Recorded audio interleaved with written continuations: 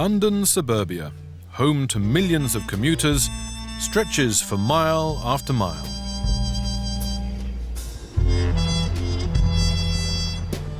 Much of it looks the same. But by this leafy tributary of the Thames, there's one house that looks a bit different.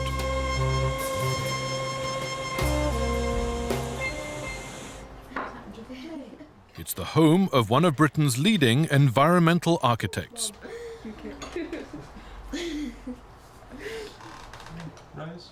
Bill Dunster has a simple goal: a zero-carbon lifestyle. A lifestyle that produces no net emissions of carbon dioxide. One that neither contributes to global warming nor burns up non-renewable fossil fuels.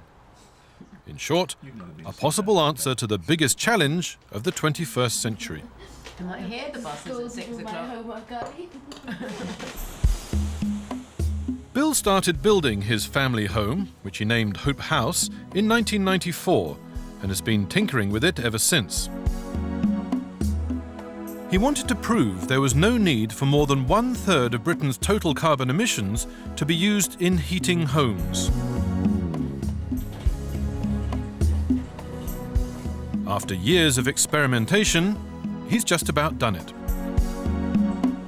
At first it seemed an almost impossible technical challenge. When we started doing this house, I just didn't dream that we would actually be able to get to the point where we're nearly zero carbon or on the cusp of being zero carbon. I just didn't think it was possible. Bill hasn't used specialised or advanced technology at Hope House. All the materials can be found at ordinary building suppliers.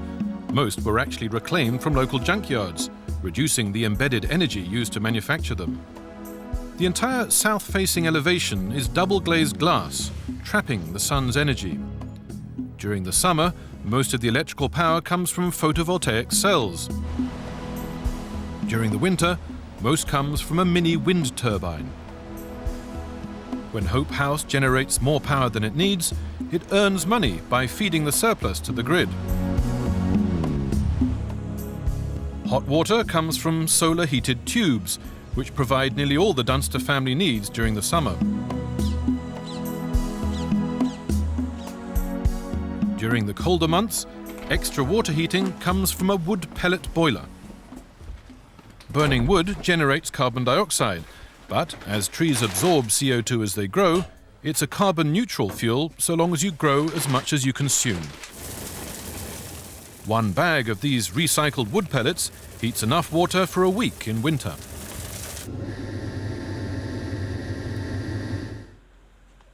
The result? A house that provides the amenities and comfort we're used to without warming the planet or making any big lifestyle sacrifices. This overall sort of dream, or this overall process, is to find ways of achieving a high quality of life and having good time and having fun at the same time as having this zero carbon, zero waste aspiration. I think the message here is that the house is nothing special, we're nothing special, that there's no reason why everybody can't do this stuff. Bill leads a zero-carbon lifestyle because he believes we'll all have to before long. Since his first student project, he's devoted himself to proving zero-carbon living is not a dream. So, Bill practices what he preaches. His 30-minute commute to work is by electric van.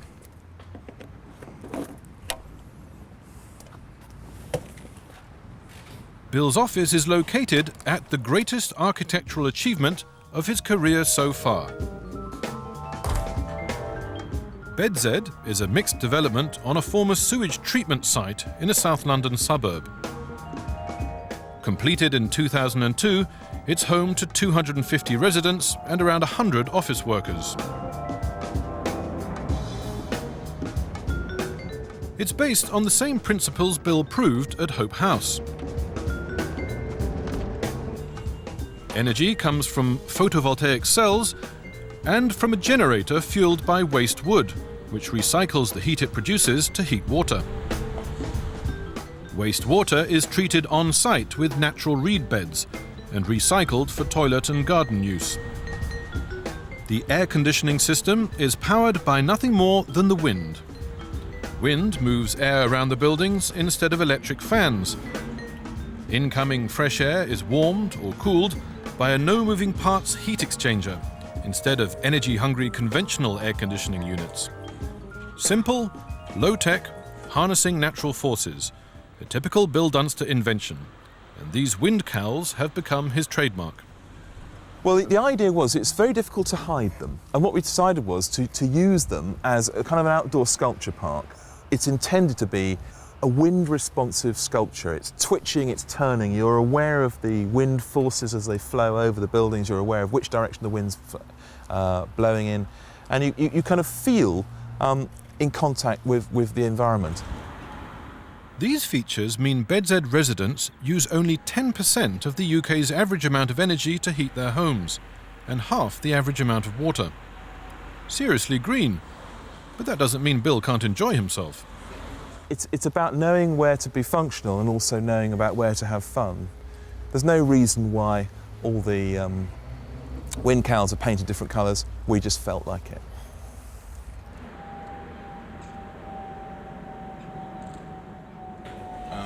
It entirely depends on the motivation of the guys on site. Bill used to work at an architectural practice specialising in low-energy offices. But he began to see the basic problem less as individual buildings and more as our whole modern lifestyle.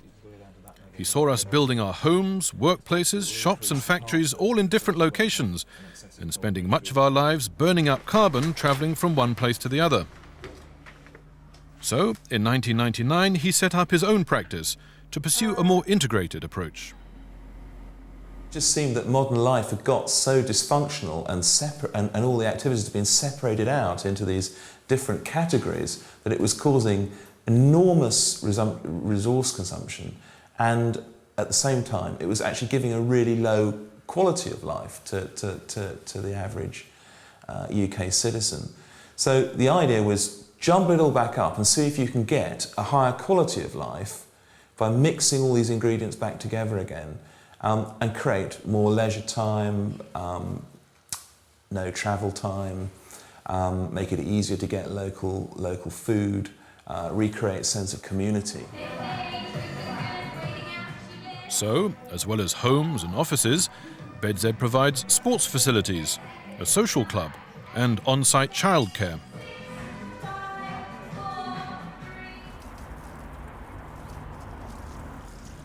Residents have allotments to grow their own food. There are plenty of outdoor communal spaces for children to play in or office workers to enjoy a lunch break. BedZ has become an international showpiece of urban architecture. TV crews are regular visitors. These French architectural students have made a special trip here just to see for themselves what they've read about in so many articles. I like the design. I like the fact that it keeps the new housing very affordable to people, and so that it's not like for rich people who feel like living more ecologically. It's for really anybody. But not everything has gone to plan. BedZ was experimental, and experiments don't always work. The wood-fueled power unit, which used scaled-down technology for the first time, has failed, and BedZ is temporarily connected to the grid. The on-site water treatment unit is also having problems, proving harder to maintain than expected.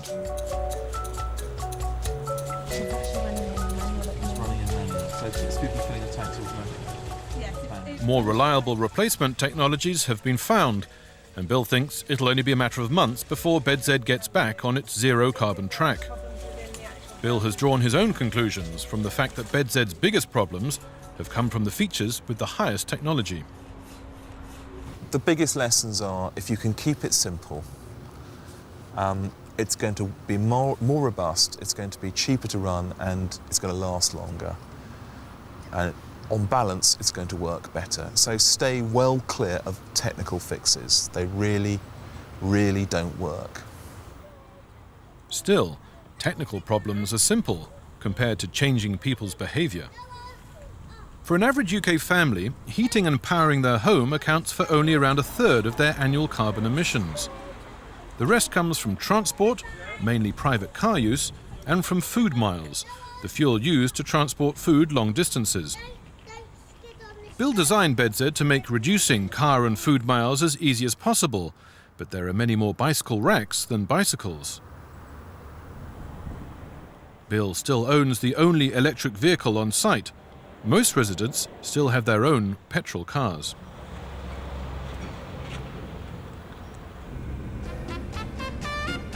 Residents like Steve Tarbud. He was one of the first to move into BedZ. He moved there because he wanted to live an environmentally friendly lifestyle, but he knows he's not a model green citizen. His management job requires him to drive all over the country to visit clients, too far for an electric car, and to too many places to rely on public transport. So he burns up a lot of petrol in his private car. Steve accepts there are some aspects of his life he can't change, but is happy that living in BedZ has reduced his carbon footprint.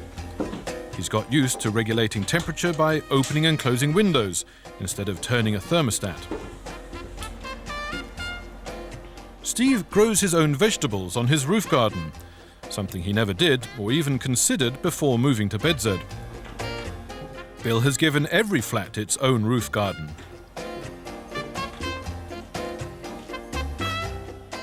The rest of Steve's food is delivered directly to his door from a farm only 65 miles away. Far fewer food miles than shopping at a supermarket, where produce is flown in from all over the world. It's been just like living in any other house because everything here is made so easy for you. You don't have to think about doing any of the recycling. It's all integrated into the house and integrated into the systems of the fabric of the building. So it's much easier to do, much easier to live a green lifestyle here. It's no effort. Guitar teacher Paul Thomas lives upstairs from Steve.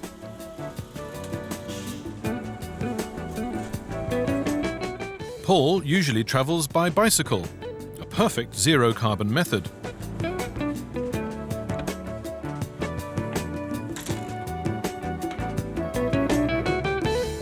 But sometimes a car is very useful, like when he takes equipment to a gig or visits his grandmother, too far away to cycle and inconvenient by public transport.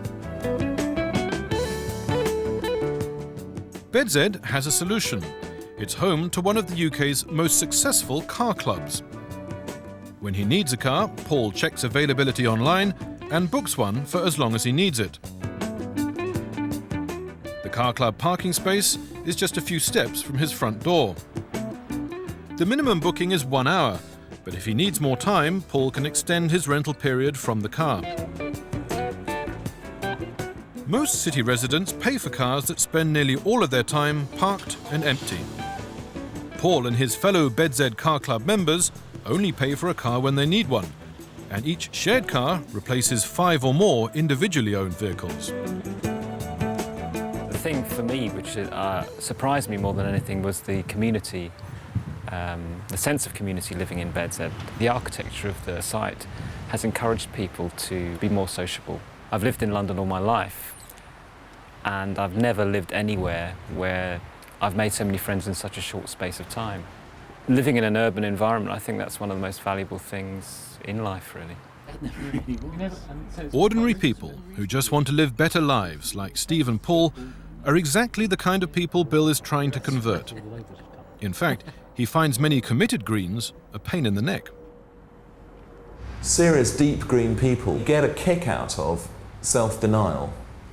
And self-denial is the one thing you can't sell to the ordinary man in the street. You just can't do that stuff. Making these ideas palatable and easy to accommodate. They actually find it deeply offensive because they want to really struggle, and we think they're a lost cause. It's great to feel or to try to be part of the solution rather than just continue to be part of the problem. And it's that intellectual shift that we, and the pleasure that comes with that we really want to communicate. And that's probably our biggest selling point, actually. That's probably the real reason why most people do it. They don't do this to save money. They really don't. If anyone who thinks that people just go green to save money is mad. They do it because they want to get their heads in order, and there's a tremendous pleasure in working with natural forces rather than fighting against them. Bill wants to give everyone a chance to try zero-carbon living. He applies BedZed's principles to all kinds of different scales and situations. His latest project, a zero-carbon kit house that can be cheaply and easily built from prefabricated units. He's also designed zero-carbon conference centres, tower blocks, even entire neighbourhoods.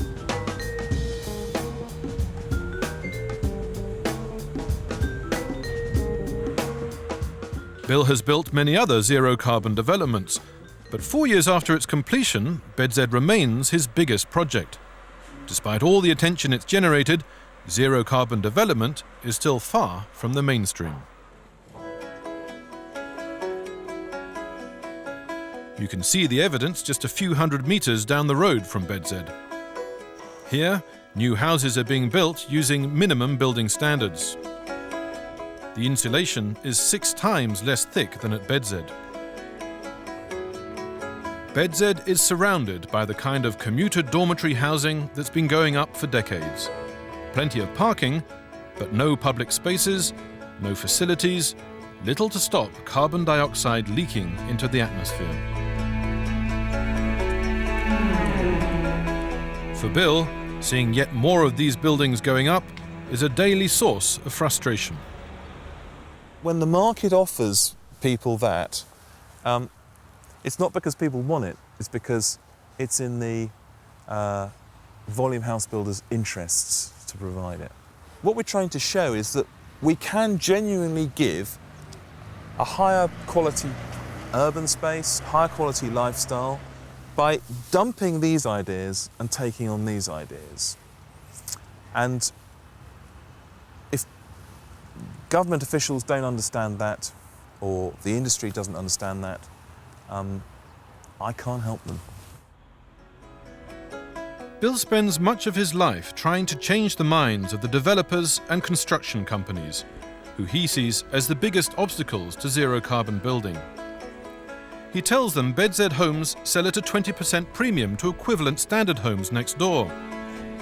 He tells them his zero-carbon designs cost only 5 to 15% more to build, and with any economy of scale would cost the same.